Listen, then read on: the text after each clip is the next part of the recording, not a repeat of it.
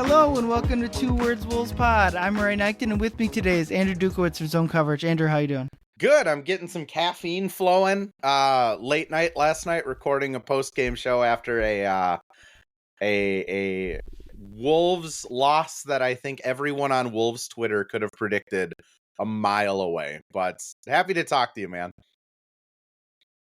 Yeah, I mean we'll dig into the Grizzlies game, the shell of the Grizzlies, who they lost to. But I think we all know where we should start today is Kevin Garnett will be returning to the Timberwolves in a off the court kind of business development content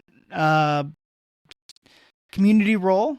It's obviously long overdue for him to come back. Obviously, it's very clear that Glenn Taylor was kind of the biggest reason why Garnett did not want to come back. And eventually here we're going to get a jersey retirement for KG, which is obviously the most long overdue thing with the Wolves right now. But I think it'll just be really good to have Garnett back. It's kind of it's been like, I think the Wolves fans need closure from the whole KG thing and how it ended, and really like how it ended 20 years ago. Obviously he came back eventually, but it's time that the Wolves haven't just been able to have an outright celebration of KG since his retirement. And eventually they're going to get that here. Hopefully we'll get an announcement of when this jersey retirement is going to be. Yeah, long overdue. I think KG, it's been almost a decade since he's even been in the Target Center. I want to say the last time he was there, it was in a Prince jersey rooting on Cat. I mean, even his second stint, he kind of got screwed. He got signed to that 1-and-1 kind of coach deal, and Flip Saunders passes away, and then he gets cut and has to retire. So I don't blame the guy. I am a Minnesotan, and us Minnesotans are petty by nature. So I can honestly kind of appreciate the pettiness of I'm not coming back until that guy's dead or sells the team. But it'll be really fun to see him around. I know, or I believe he has a house in Minnesota still. So I know he's up here quite a bit, or quite a bit in quotations.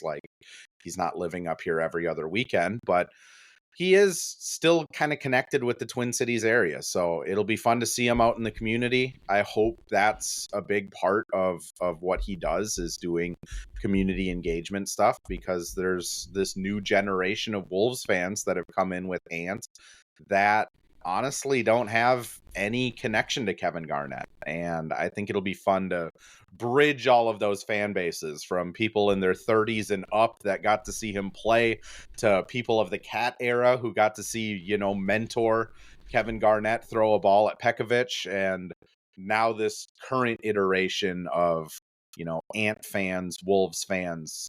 It'll be a bridging of all the gaps, I think, which that's always fun.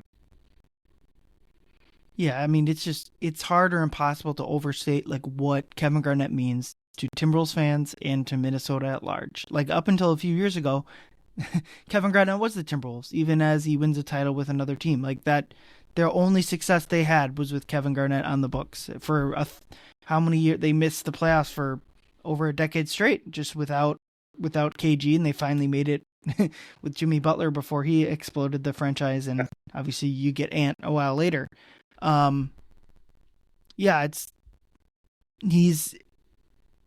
Garnett will be forever linked. He's the all-time leading scorer in the franchise history. Obviously, us Wolves fans hope Ant can pass him up. It's going to take another contract on top of the current one for that to happen. But yeah, it's just long overdue. And it's another step in the right direction for this ownership group. Obviously, the bar is on the floor in terms of comparing them to Glenn Taylor, but this has been kind of not even something that something talked about behind the scenes, but as much as just they've clearly been hinting at this since they took over. In terms of, they talked about it in their opening press conference out in Vegas, just about wanting to reconnect with the KG era. And then obviously the biggest signal to me was when they debuted the Black Tree jerseys and they wore them 21 times at home. I maybe that's a coincidence. I continue to not believe that's a coincidence, and obviously the news today points to that. But it just feels like a weight off everyone's back. That, I mean, the night where he gets his jersey retirement in Boston, which is obviously deserved, but like the fact that that happened before the Minnesota one, I think hurts. Just, I mean, we see the Kawhi situation and the Clipper stuff, and it always felt like there was unfinished stuff with KG from back in his playing days, and obviously Glenn, his relationship with Glenn and the trade to Boston and all, like, I don't never really wanted to leave, all that stuff. It'll be a really special night at Target Center. I'm looking forward to it whenever that comes. But when they have the KG retirement at Target Center and he just gets to be a part of the organization, obviously it's not going to be like a day-to-day thing. He's not going to be deciding who to sign with their 2A contract or whatever. But he'll be around, like you mentioned. I think community stuff, fan engagement stuff. I mean, it's just easy money for, not literally and figuratively, for the organization to have him involved in that sort of stuff. Yeah, I kind of agree with you. There's been breadcrumbs all season. Like even Troy Hudson being there at Zerbiak Duck Night, I was like, oh, T-Hud's here. That's weird. Like he hasn't been back since forever. You know, I think they are, yeah, again, Laurie and A-Rod, I think have done a really good job of just listening to fans in general, like bringing the Trees jerseys back. Fans have wanted that for like a decade. And for whatever reason, the old marketing department, the old brass of the Wolves just never did it. Bringing the Prince jerseys back. Even like doing the lighting stuff at Target Center. They also like revamped the concessions. They now have, you know, mostly automated kind of self-checkout stuff in the upper deck. That's just like a quality of life as a fan. Like you can get a hot dog and be back before halftime's over because there's not one person checking out 40 people in line. It's just they so far on the fan side, I think, have been really, really good. Now, you know, will they win a championship as owners? Like, how do they progress with like Tim Connolly in the front office? All of that stuff, I think, is more of like a retroactive thing that we grade on. Like, you know, if they have a Joe Smith moment that comes out, we probably look different upon them. But like so far, they've been awesome. And Kevin Garnett, the one thing I will say, like to fans and everyone else, is you can only bring him back once. So be prepared to sit on your hands and kind of wait a little bit, because I do think you want to have him coming out of that tunnel at the right time. And I don't know if that's game 5 of a 2-2 playoff series. I don't know if that's, I mean, hell, it might be Cat's return when the Knicks are in town. Might be a while though, because I do think there has to be some tact to when you bring Kevin Garnett out of that tunnel, because it is going to get a pop like no other in that building. Yeah, and we already saw that a while back when he did return, about 10 years ago now, when he did return, when they traded for him back before he retired. Like that was a big night inside Target Center, just having him back, even as the role player he was. To talk about ownership, I agree with you that they've done a good job with obviously the team on the court and the fan engagement stuff. I do think it's fair to point out, like, they did lay off like 10%, I believe was the number of the staff, and ticket prices are still are incredibly expensive over the past couple of years. So like, just to give like a fair, like, there's also stuff that like I'm sure people don't like, and it's certainly a fair response. But like, yeah, in the total, it's hard not to, and again, bars on the floor. It's hard not to see their vision, or hard to not appreciate like where they're moving the franchise into more.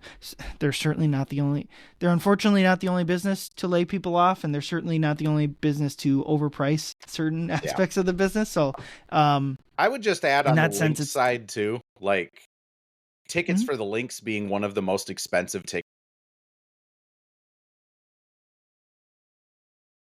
You know, made it to the championship 2 years ago, and they were the best team in the league last year. But like, there are some games where it was like 75% full, and the cheapest ticket to get in was like $80. That's tough. Like that is a fair knock, because like, it's one thing if it's supply and demand and you're selling out every game and tickets are that high, but it seems to be kind of priced at that point, which, you know, Be nice if there was the $8 college seats that people could take advantage of. Yeah, and to be fair to them, it has that kind of stuff has as much to do with, at least on the Wolves side, as the team getting good and being more popular than it does like the a part of the reason the tickets are more expensive is they're just more popular. So it's not all just money stuff. But yeah, like I said, they've done a good job. The KG thing is just, I mean, they had to get it done, but like it's low hanging fruit. It didn't take multiple meetings from them for them to decide, what would be a good idea is bringing Kevin Garnett back. Like, obviously that's an obvious move, and I'm hoping we get like some sort of announcement of a jersey retirement or official return or something before too long, because like you mentioned before we started recording, like people are going to want to show up for this thing. People are going to want to travel. Like I know I do. I cover half the games from the arena. If the game ends up being one of the games I don't end up covering, I want the time to either request a second credential for Canasupis or to get a ticket for myself. Or, like I'm going to be there, whether it's as a media member, as a fan. So like, I don't know. It's Shams's article said like within 2 years. That to me, like if it's at the end of next season, that just seems like an incredibly long wait. Yeah. But like you mentioned, Cat comes to town, in about a week. That's probably too quick of a turnaround. Maybe, I don't know. But it's as good as news, non on the court news is really the Wolves could hear, and it's been unbelievably long overdue. I also think like the rollout of this, of like having all of the hints to get fans kind of pumped, having KG repost some of the Wolves stuff, and like leaving those breadcrumbs and then announcing it right before Christmas, like that. The Wolves like marketing department, social media department also deserves like a ton of credit, because bravo. My dream is playoff series tied 2-2, Wolves coming home for a game 5. You just don't even announce it, but then when they do it's not the third quarter, it's the fourth quarter, just have Kevin Garnett come running out of the tunnel with a mic screaming it, and like, there you go. That would be my iconic way to do it, but you need to have home court advantage and a 5th game in this series. So who knows how long that could take with how this team has been playing. Yeah, we'll see. We'll see if like KG's just at the game on like tomorrow and they do an official. I don't know. We have no idea what is to come. Hopefully we get some sort of official announcement. But you mentioned getting home court advantage. Well, if the Wolves continue to play games like they did against the Grizzlies, getting a top 4 seed is going to be incredibly tough. They lose 116-110 to the Grizzlies, who are missing half their roster, including Zach Edey, John Conchar, and John Morant, which they've kind of played better without Morant so far this season. But still, they lose and their offense is just absolutely putrid in the second half. Yeah. They shoot below 40% from the field, below 30% from 3, and their free throw, they miss a good number of free throws, around 70%. Just a brutal loss, and one that for me, I kind of started to think about like they won the 2 previous games where they're missing Ant, and a lot of like the ball movement was great, and that's like they got 2 solid enough wins and looked good doing it, and you kind of think in the back of their head, well, maybe the offense kind of looks a little better with Ant on the bench. Not to say they're a better team or even like they're going to score more, but like it just seems more fluid. Mm-hmm. And then you have a game like last night where it's just like, man, they could have used a guy to just get them a bucket when they needed it. Which that's kind of how I always like. It's fun to have like the team basketball, but to me, there's always like a ceiling to it, and you need just so many nights like a grade A superstar can save you, and it doesn't excuse their loss or whatever, but certainly they needed Ant last night. Yeah, it's tough because I also really think they needed Mike last night. Like Mike seems to be the only guy on this team that when the ball starts to stick and people start to get into this ISO heavy thing, Mike seems to be the only lever Chris Finch has to snap them out of it. Like I think we've seen it quite a few times at the beginning of fourth quarters. Michael sub in for like Dante, or Michael sub in for Ant in that first like 4 or 6 minutes that Ant doesn't play. And Mike just like passes. Which, like, it sounds so dumb that, like, a 37 going on 38-year-old point guard is the only guy on the team that can break, like, the isolation hero, your turn, my turn, no passes on a possession, but, like, he does. I mean, I think when he gets the inbound and dribbles it up, it calms him down, it settles everyone down. So, like, you're missing Mike, so you don't have your, like, break of bad habits, and then you're missing Ant, maybe the best guy, I mean, probably top 5 guy in the world at just like making stupid shots. Like, how many times does he pull up for a 3 8 seconds into a shot clock? And I literally feel myself dying inside because the basketball purist of me is just like scoffing. And then he drills it and does his like selly to the fans. And I have to just swallow my pride and be like, that's basketball now. You miss both of those guys, and we saw exactly what happens. The ball gets super sticky. Anyone who touches it off of the first pass ends up shooting it, from Jaden to Dante to Bones calling his own number without a pass on a possession. And then a lot of Julius Randle just diving headfirst into Jaren Jackson Jr., which to some extent, like, at least he was trying to make something happen. But on the flip side of that, it's like they weren't even running plays a lot of the time. It was just inbound to Bones, inbound to Dante, dribble the ball down the court, pass one time, and then whoever gets it goes for it. And I think part of that is, you don't have Ant bailing you out, and you don't have Mike kind of resetting the chessboard of like, no, we don't play this way. We need to get into some sort of actions. And I mean, what I will say is like that, it was a bad loss. The Wolves are still 3 games behind the Nuggets for the 2 seed. Like, they still have time to correct it. They still have time to figure out like how to get into certain stuff. And, Ant's coming back hopefully on Friday, which I'm still pretty optimistic about this team. I know I've said it in the past. My opinion's usually pretty slow to move. I need like a lot of data to kind of shift it. And this team still feels like at stretches, and it's still at least like on data points is like a top 10 team in the league.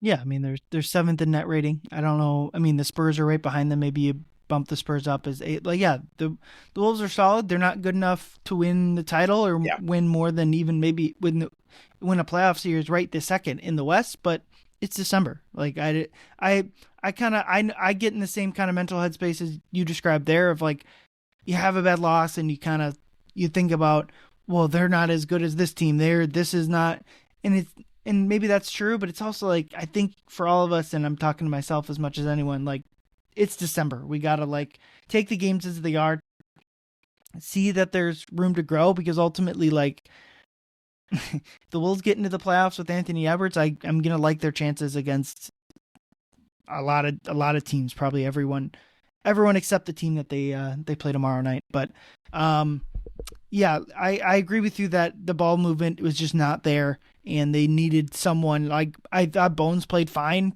just didn't knock down the shots he got. Mm-hmm. But he's not that type of point guard, and they're not expecting him to be on a normal night like, they just didn't have, like, they needed a guard. And I know, like, obviously roster wise, like, Mike's the big, but even like with Ant, even if Ant wasn't scoring, like, Ant can do a lot of that playmaking, a lot of the just getting into the paint, drawing defenders, kicking out to open, like, all of that was just not there. Mike is sorely needed. And even if Mike is not able to play at a high level this season, like, that's just a hole in the roster. They need one more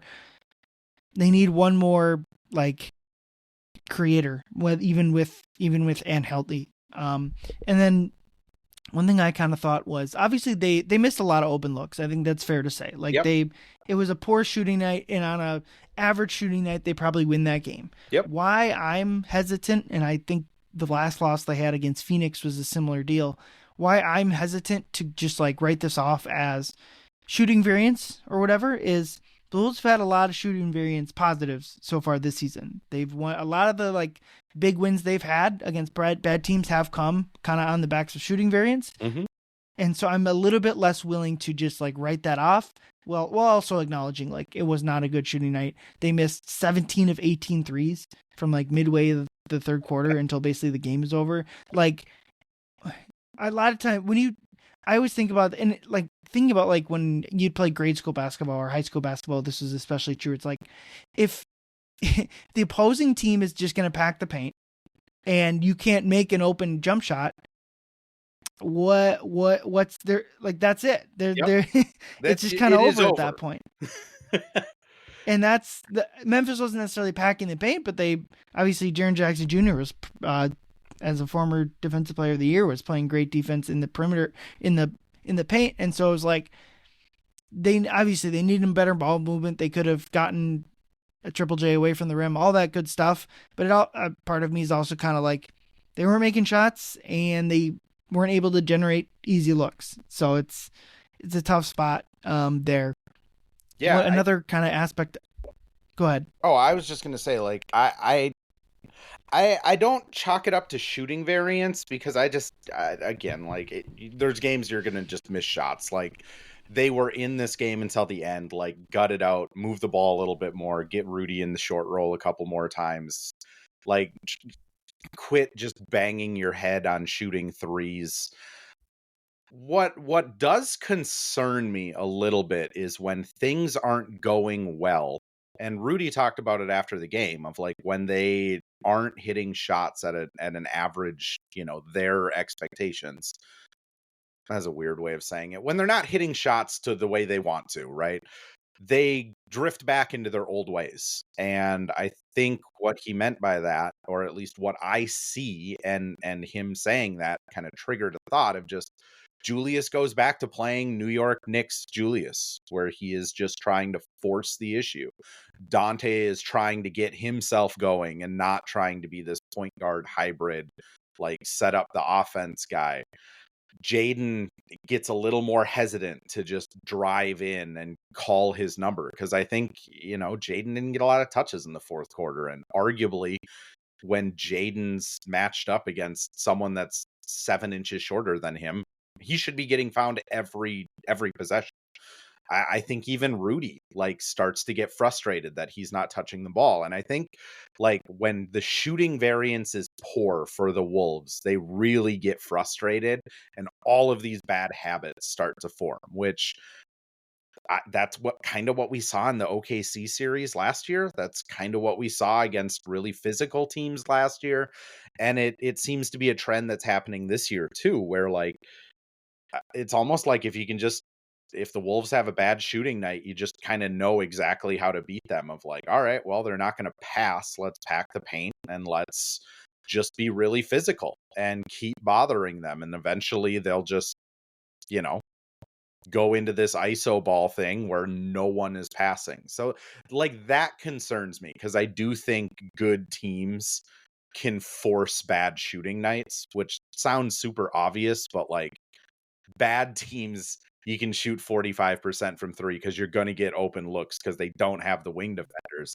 Teams like Oklahoma City, San Antonio, Denver, they have the wing defenders to force tough shooting nights. And if you're not getting the ball movement, it's just going to compound. So that's kind of what I'm more concerned about is just this seems like something that could tank a playoff series if they're just not hitting shots. Yeah, very true. And you're over the course, if you're trying to win 4 playoff series, obviously you're going to have a series where you just don't have the shooting that you would prefer to have. And championship quality teams beat or are able to overcome that and win series or wins games where the shooting isn't there. And it's obviously not to say the Wolves can't do that. It's just that so far this season, they haven't been able to really overcome. I'd like to get your thoughts on that because I feel like this team is almost built specifically to overcome shooting variance games. Rudy is the ultimate floor raiser. It's lobs and dunks. Jaden is so good around the basket. Julius is so good in the point, or in the paint, kind of as your point of attack. That's why it's almost like so frustrating for me, because like this team has so many guys that should be able to just grit out a win, but then they don't. Or they don't when they have these kind of variances. Like, do you think that's weird at all? Yeah, I mean, in the sense of like they just have way more talent than that version of that Memphis roster, and even without Ant, like they should be able to win that game. I, I'll push back a little bit in this sense of I don't think they have been that team. At least so they should be that team that Yeah. is able to overcome, but I would say they haven't been that team. Like they're pretty much every stat across the board, the Wolves are fairly average. Obviously ninth in defense, ninth in offense is slightly above average, but like they play at an average pace. They have an average offensive and defensive rebounding rate. They have like an average foul rate, I believe. The one stat that they do have above average is like true shooting, effective field goal percentage, all like the shooting stats, which they have been good at. And that certainly is not like, that has more to do with like, I think shot selection and like offensive ability to generate good shots and a high turnover rate. It has more to do with that than like shooting variance for sure. But why haven't they been able to? I think like I goes back, especially on games like where they don't have, and I think it goes back to like your lack of point guard, lack of playing the flow offense that Finch wants to have when you don't have as many players that are good at that type of style. I think it's tough, and especially like I think there's many games, and this isn't even a negative against the team, but like there's just many games where Ant saves them, and Yeah. that's just like the nature of having one of the, I don't know, whatever, 8 to 10, 6 to 8, whatever Ant is, best players in the league.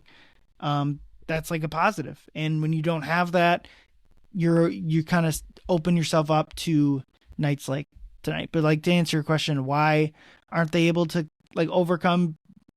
I don't know. I would probably like to see Jaden get more touches in the offense.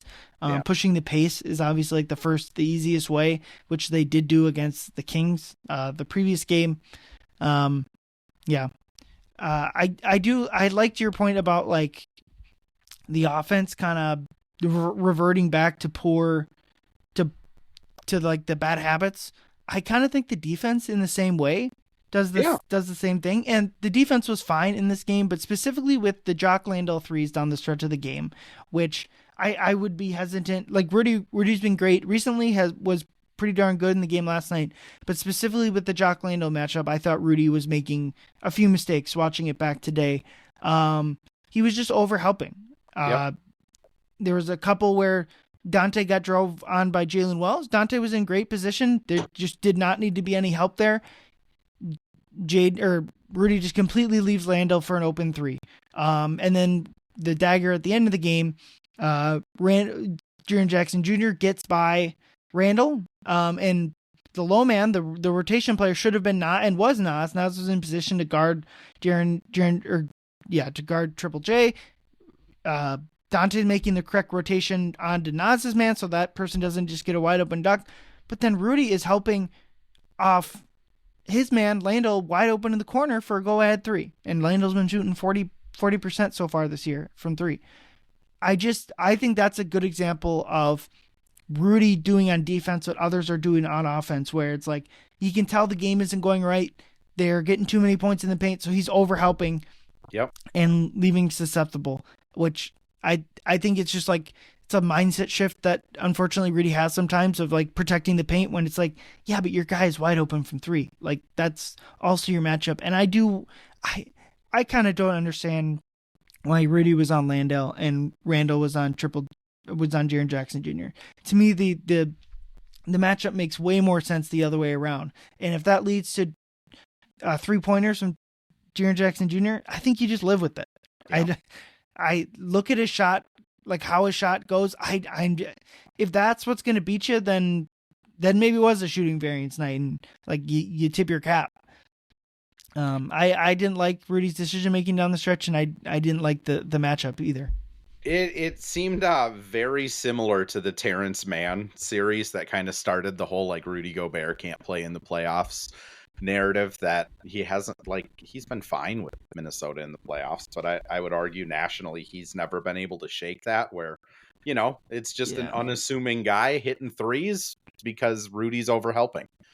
I mean, I will say I mean, I know it's like revisionist history or whatever, but like I think that had more to do with Utah's guards defensively than it did. Like I think it was more like, well, he has to guards, like he can't just let wide open layups. Where last night it was more like there wasn't a wide open layup to be had. The defense was in the proper spot, and you kind of went rogue. So I guess that would be like the difference, the distinction I would make. No, completely agree with you. I was just going to kind of tie it back of like, I do think when Rudy gets frustrated, he reverts back to that style of Rudy Gobert, where it's, I need to be at the rim. I need to help these guys. Like, I need to do that type of stuff. And like, it is hard to shake those habits. I mean, with the Triple J thing, like I agree. Like, you probably put Rudy on him. Like, Jaren Jackson Jr. isn't like the type of athlete that's going to just blow by Rudy on an ISO. And Rudy's been like really good in isolation post stuff and isolation perimeter stuff. So like, I agree with you. My one thing with like that is who knows? Maybe Randle was like, I'm going to stop Jaren Jackson Jr. Like, you just never know. Like if maybe Randle has something that he wanted to do, or if you know, like Rudy's saying, let me go on Landell, like we'll live with it. Yeah, like I agree though. It was weird. I almost feel like at some point just put Jaden on Landell and let him kind of roam and pick balls off. It was weird. And to like Finch's credit too, I think he recognized that after the game that like he needs to do better at certain things.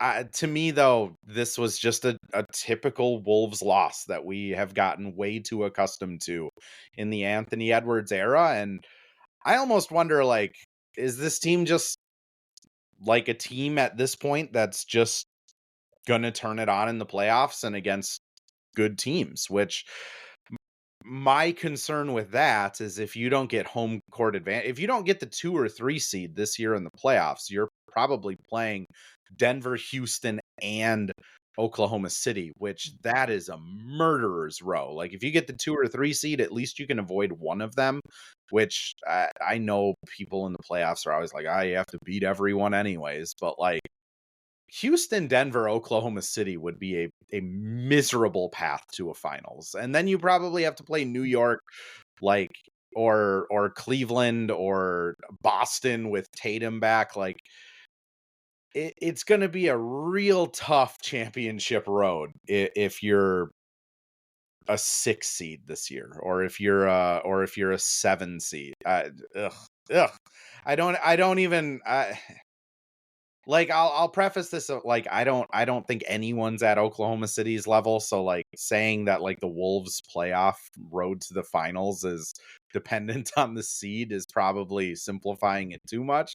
But it's one of those things where it's like this is in their control. You can choose to just put a Memphis team away by playing good basketball. You can choose to put away that Phoenix game by just playing good team basketball and rotating. But it's another thing that's been kind of on my mind every time they lose one of these games of like, this is going to be one of those games that we point back to in March of like, this is the difference between being the 2 seed and on the opposite side of OKC and being the 8 seed and winning a two playoff play-in games to make it.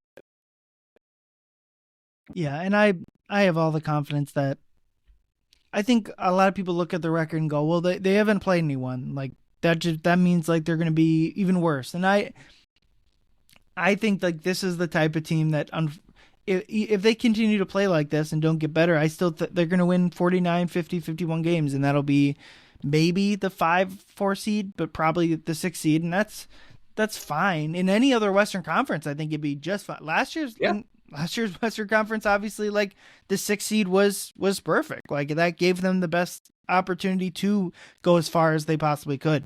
And this year, like you mentioned, 6 seed is probably going to be, unless Denver, Oklahoma City, or Denver, Houston drop out, like it's going to be tough. But it's also, like I already said, like part of me is like, it is December. Let's give it some time. They are not that far back, but I will going back agree to the Memphis with you on game. that. I will Yep. agree with you on that, by the way. Like I think they still get the 2, 3, 4 seed. I'm pretty confident in that. Like they're gonna win a ton of games and they wake up for the good teams. So I don't think they're gonna just be a 41 win team and be the 8 seed. But yeah, the pessimist in me every once in a while rises to the top. Yep. They're gonna have to play better than they have these first 27 games. That's for sure. But I thought in the Memphis, Jaren Jackson Jr. looked about as good as we've seen him since in a long time. I thought Jaren Jackson Jr. was phenomenal. Absolutely, like dominated his matchup with Julius Randle. I felt, and a couple thoughts like from that is like the Wolves clearly need like probably like another guard to reach whatever ceiling. Like they just need another offensive creator out there. Because while Julius has been phenomenal at that, it's just different coming from like a forward than it is a guard. And maybe it's emphasized even more when Ant is out. But like with Julius, like there isn't really a matchup that like a tough matchup for Ant. Where and for Julius, there are a couple players, and they're few and far between, that can guard him properly one-on-one so you don't have to help. Because Julius is so good when you bring a double or when you bring a second defender in the gap to find the right shooter and all that. But Jaren Jackson Jr. is one of those guys that has like the proper combination of speed and strength to slow down Julius. And so I think like probably something we should have seen coming into the game is like that combined with missing Ant, like that does level the playing field a lot. And Julius is just a very different player when he's got someone that can guard him when he's being guarded by someone that can properly guard him versus when the other team doesn't have that proper matchup and he's able to just absolutely destroy an opposing defense by gathering double teams, like the triple double type Julius games that we've seen. Yeah, I hesitate to say they need another guard, but I agree with you of like they need another creator. Like honestly, in a perfect world, like if your pecking order is like Ant Julius, 90% of the offense is going through either an Ant pick and roll or a Julius post up, right? Like you want somebody that's capable enough to like catch one of those Julius passes, blow by the help defender, and then make that extra pass to whoever's open as the defense is rotating. And like in a perfect world, that's just Rob. Like Rob has such a quick step. He's able to get into the heart of the defense and he should be able to make that read, but like it's not Rob. Like Rob is not good at that right now. I think Jaden has shown that he is significantly better than even like me as a big Jaden guy like thought. I mean, last night, 6 assists, and a lot of them were like in the flow of the offense in the first half. But like they do need another guy that can just catch the ball off of the first action, drive in, and then make the right pass. And in past years, I think that's one of the things Mike has been really good at, is being able to drive into the middle and either hit a floater, hit Rudy on a lob, or make that extra pass. But he's not that guy this year, which pains me to say as someone that has been a massive Mike Conley fan dating back to the Grizzlies days and even that like Ohio State Florida championship game. Like it sucks, but they need someone like that. And I don't know if that's Bones. Like maybe it is. I appreciate their willingness to try all in-house options before going out and like making a trade or getting someone, because if Bones fixes that problem with his 15 minutes off the bench, that's awesome. But it's clearly not Dante. Like Dante's handle has been to be desired.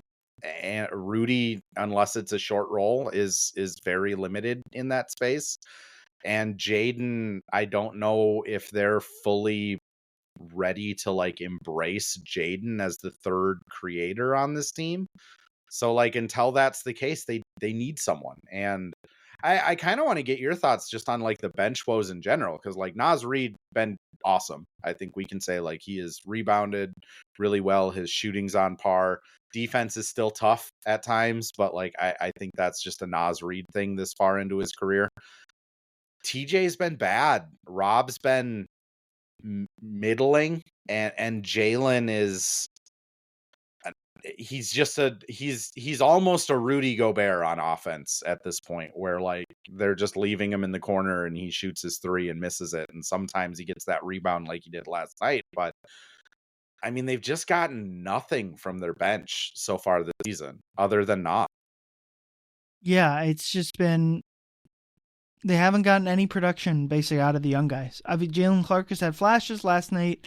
I think offensively was not a good night for Jalen Clark, and so he didn't get the minutes that you'd like to see. But like you mentioned, this team desperately needs what Rob kind of was drafted to give them, and obviously maybe that was not a prudent decision at the time. Easy to say that in retrospect, but like Rob and Shannon have just had poor seasons, and I played the clip from after the Kings game from Finch just about lack of minutes and are you able to succeed in that role. Well, like Shannon and Dillingham, I felt like they got a decent enough run in last night's game and they just didn't perform. And I think there is obviously a little bit of a chicken and egg where it's like,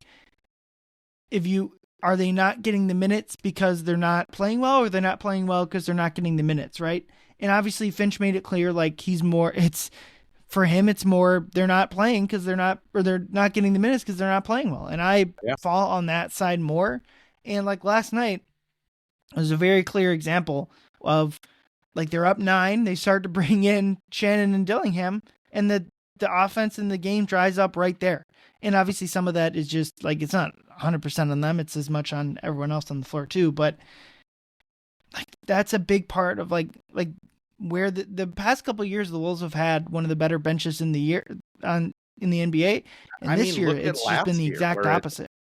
Look at last year where their bench is Dante, Na, and Nas, and this year it's like I'm trying not to be like overly dramatic, but like TJ's almost unplayable. Like he's turning the ball over at an alarming rate. Like he's not finishing around the rim. He's not making good decisions. And then on defense, he's just getting cooked. Rob fixes a lot of problems. If Rob is just, able to put a cleat in the turf and drive past the first defender and then make a read, and he can't do it. Like this year, more so than like they need another guard, like they just need someone off the bench that can be a third playmaker. And to your point, last year the bench was awesome, and this year it is glaring how tough it's been. Yeah, the Wolves basically have a top 6 right now in terms of like if you look at any 5-man lineup with like 4 of those top 6, being like the 5 starters plus Naz Reid, like those lineups are killing it. And where it's like basically the minute you get 2 of Mike, Jalen, Terrence, and Rob, and even probably Mike is not fair to even include in that group necessarily, but like that's where they start losing these games, and why they aren't like why the Memphis game is happening. And I don't really have a good reasoning why these guys, like I guess like with Clark, the defense is great, but the offensive game is limiting. Shannon, it's the defense. It's really just the defense, where I think Finch said this at a practice where it's in college, because he's so athletically gifted, he could be a step behind his assignment and still make a good contest by just being more athletically gifted than the other player. Well, in the NBA, you just got no shot doing that. And so that's like a mental shift that he's going to have to make if he's going to be like a rotation player continued in this league. And then with Rob, like the playmaking's fine. The defense has been fine. It's really just like his shot just it's not going in very much. A lot of missed layups. I feel like he hasn't made a mid-range jumper, like a pull-up jump shot in forever. And then also like last night, he makes 2 shots and has 3 turnovers. And like, it's just not been good enough. We don't have to we don't have to keep going over like the trade that they made, but these are the type of players that the Wolves, and to be fair, Bones has played great, and I think Bones will continue to be. Clearly, Bones has jumped those guys in the rotation, and I think like a fully healthy roster right now would be you're going to have those top 8 guys of like the 5 starters plus Nas, Mike, and Bones. I think would be your large rotation in the playoffs. It would probably go down to closer to 7 with either like with the top 6 plus like one of Bones or Mike, and that's a positive for the playoffs. Is like bench depth is kind of the one thing. Like if you have a 6th man, that's in the playoffs, that's usually good enough. Yeah. We saw in the Lakers, they had like 4 playable guys. The Knicks last year had like 4 or 5 playable guys by the end of the season. So having like 6 playable guys it will be enough in terms of like rotations, but like from a regular season standpoint, it just hasn't been good enough from those young guys. And I don't know what the solution is, because I think what's clear is like when healthy, they're just going to play the guys that deserve the minutes. And for me, I think that's what needs to happen. I completely agree. Like I think if Bones is just good, that probably fixes a lot of the Wolves' problems, but I'm not willing to say that after, he has a track record with 2 other teams where like when he gets the opportunity, he's usually okay. And then the second things start to go awry, it gets real bad, which we haven't seen a bone slump yet. So we'll see like how that ends up going. To me, it's just like the Rob side of it. And part of it is because like I'm rooting for these guys as people. Like TJ seems like a really good dude. Like Rob seems like a really good young man.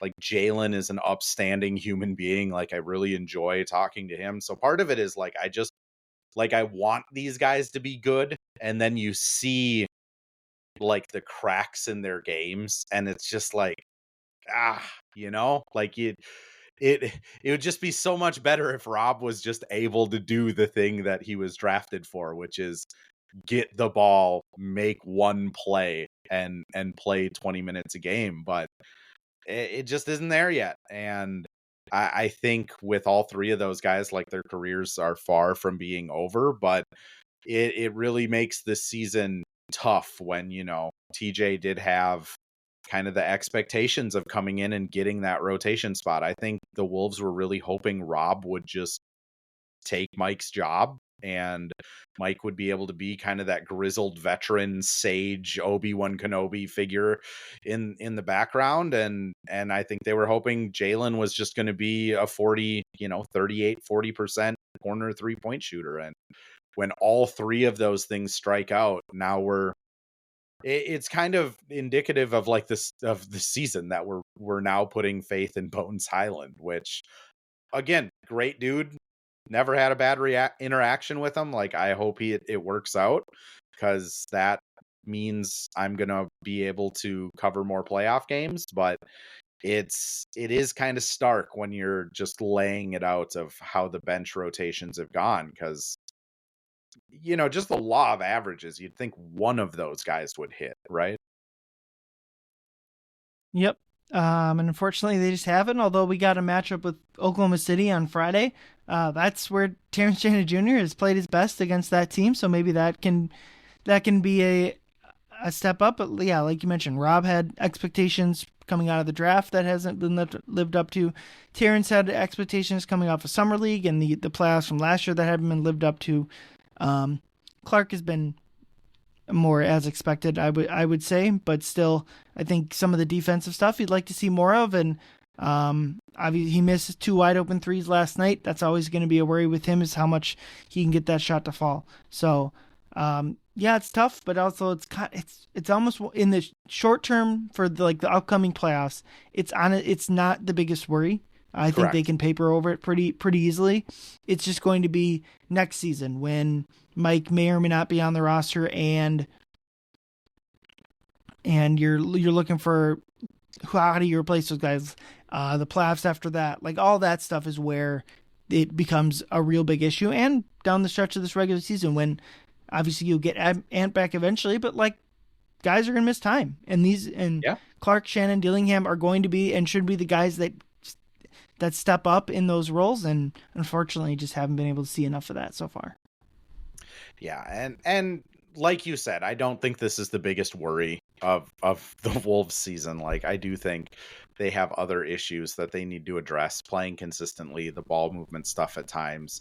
Even like the defense when Rudy Gobert isn't existing on the court has still been tough at times. So like there are bigger issues, but also like these are big issues and the team's 17-10. So it's also kind of like you were saying earlier, like it's December. We do have to put that in context too, of this Wolves team over the Anthony Edwards era has seemed to not really click into gear until January or February when stuff starts to matter a lot more.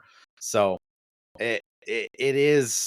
it's hard to evaluate them because I don't think this is the team, not like roster wise. I wouldn't be surprised if they don't do anything big roster wise, but like the play style and the vibe, I don't think this is the play style and the vibe of the team that'll be going into the playoffs. Like I do think they are going to be a lot more like no one is going to want to play the Wolves in the first round of the playoffs. I'll phrase it that way. Yeah, but also like that's just gonna be the entire Western Conference, and why if any team, whatever team ends up the 2 seed, I think is gonna have a pretty big advantage, because the 3-6 matchup, the 4-5 matchup, I think is just gonna be an absolute bloodbath, and the Thunder at the 1 seed and whoever's the 2 seed, I think will get a nice like series off, if that can even exist in the Western Conference. But that's where we're gonna wrap it up. Andrew, do you have anything to plug?